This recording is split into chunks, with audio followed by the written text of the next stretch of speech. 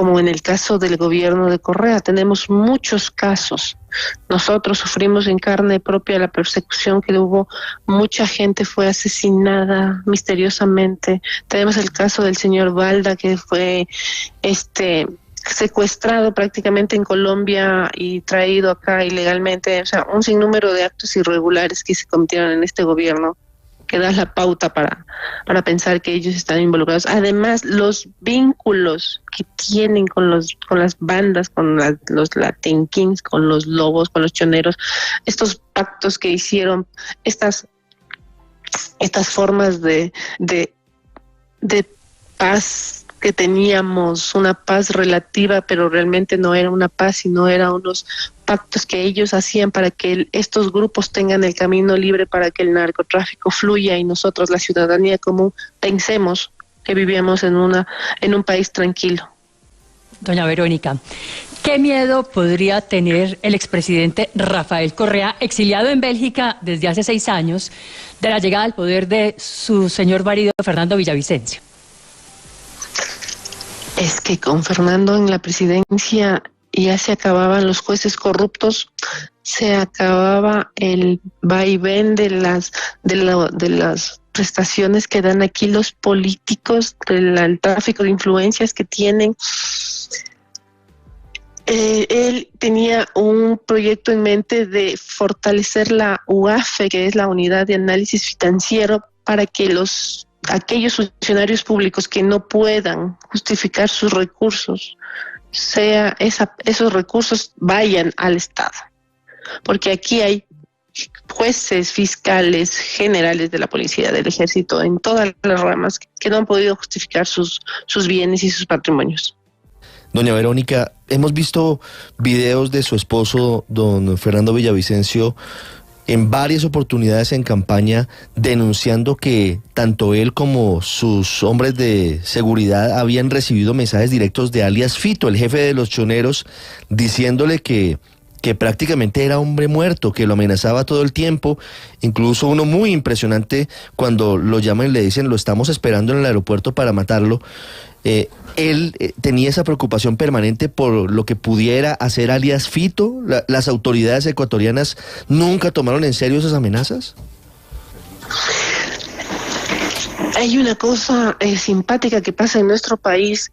Resulta que al candidato presidencial le dan seguridad, sí, pero a su familia no, porque es una norma interna dentro de la policía.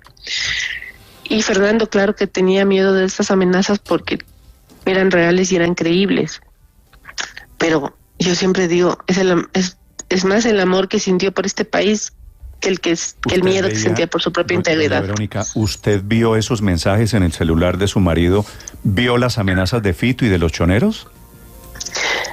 Fernando no tenía solo amenazas de ellos, tenía amenazas de tanta gente, troles que le mandaban amenazas todo el tiempo. Una persona en el país con 97% de probabilidades de sufrir un atentado solo era Fernando Villavicencio, y por eso él tenía la seguridad que tenía, y esta seguridad falló el día del atentado. El gobierno tiene que darme muchas explicaciones. Yo recién regresé ayer de Estados Unidos, que estuve allá, por el tema que le estoy comentando, de que no nos daban seguridad a nosotros. Decidí llevarme a mis hijos fuera de aquí, y me llevo a mis hijos para tener que retornar con ellos y encontrarnos con el cadáver de su padre. Ah, ¿usted no estaba en Quito cuando mataron a don Fernando?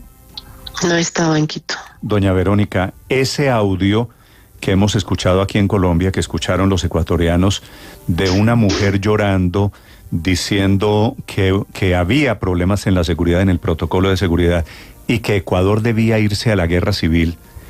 ¿Es realmente usted?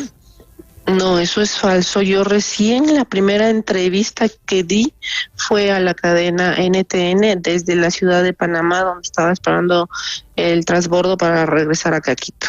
No, esos audios son absolutamente falsos. Jamás llamaría a la guerra civil, porque primero hay que esperar a ver qué pasa. Primero tengo que enterrar a mi marido. Sí, ¿el sepelio de Fernando Villavicencio es hoy finalmente? Estamos velándolo desde el día de ayer. Sí. y hoy día va a ser el sepelio. También va a haber una especie de capilla para que la ciudadanía se despida de su líder, porque Fernando iba a ser el presidente de este país. Sí, doña Verónica, ¿y quién? Las elecciones son la semana entrante en Ecuador. ¿Quién cree usted que lo va a reemplazar? ¿Quién va a tomar sus banderas? Fernando es irreemplazable, no creo que haya nadie en este país que pueda medírsele un poquito. Mire, Fernando es irreemplazable. Usted me mencionaba el caso Galán. Cuando matan a Galán en Colombia, yo no sé si usted está enterada, en el sepelio de Galán habla un hijo de Galán, en ese momento Juan Manuel, muy chiquito, creo que tenía 12 años, y le dice al jefe de campaña de Galán en el cementerio, casi sin prepararlo, le dice: doctor Gaviria, herede usted, asuma usted las banderas de mi padre. Y Gaviria asume esas banderas y Gaviria gana las elecciones de 1990. Así fue, correcto, es lo que usted está diciendo, es muy correcto, pero todavía es muy temprano para esto. Recién son acá las 6:30 de la mañana como para decir que alguien tenga las credenciales que tenía Fernando como para solicitarle eso. Nadie está a la altura de lo que hizo este señor. Él hizo, siendo periodista, hizo lo que no hacía ni la Fiscalía, ni la Contraloría, ni el propio gobierno, ni la función judicial. Hizo muchísimas cosas que este país más tarde dirá: sí, gracias a Fernando, sí, nos dimos cuenta, gracias a él. Me han matado a mi esposo, pero han creado un mártir en este país. Se va un héroe que hizo muchísimo, muchísimo, muchísimo, desprendido de todo, lo dejó todo por este país. Sí. ¿Usted a estas alturas, doña Verónica, tiene alguna explicación de por qué él no tenía un carro blindado, de por qué a él lo mataron dentro de un vehículo que no tenía condiciones de seguridad? A mi esposo se movilizaba en un auto blindado. No entiendo por qué le subieron a la camioneta en la que fue asesinado. No entiendo por qué su seguridad no reacciona y se esconden. Todavía tienen que darme muchísimas explicaciones. Como le dije, recién ayer en la tarde llegué, fui a ver el cadáver de mi esposo. Entonces, hoy día este país tiene que darme muchas explicaciones de todo lo sucedido el día miércoles. Sí, doña Verónica, usted habla de explicaciones, dice el gobierno, el país tiene que darme explicaciones. ¿Quién era el jefe de seguridad de don Fernando Villavicencio? Este es el capitán Cristian Ceballos, era el jefe de la cápsula de seguridad. ¿Usted ha hablado con él? No he tenido contacto con él. ¿Es un capitán activo? Claro que sí, es un capitán activo. Entiendo que estará bajo custodia del Ministerio del Interior o de la policía, ¿no? No sé dónde estén, pero... ¿Bajo custodia quiere decir capturado? No, capturado. A las órdenes, quiero decir. Es el hombre que se ve al lado de Fernando Villavicencio sacándolo, un hombre robusto, un hombre moreno que lo saca. ¿Él es el capitán Ceballos? No, él no es. El capitán es el hombre que se esconde detrás de la camioneta cuando comienzan los disparos. ¿Cómo que se esconde detrás de la camioneta? Hay una imagen, si ustedes le miran el video, está el hombre grande.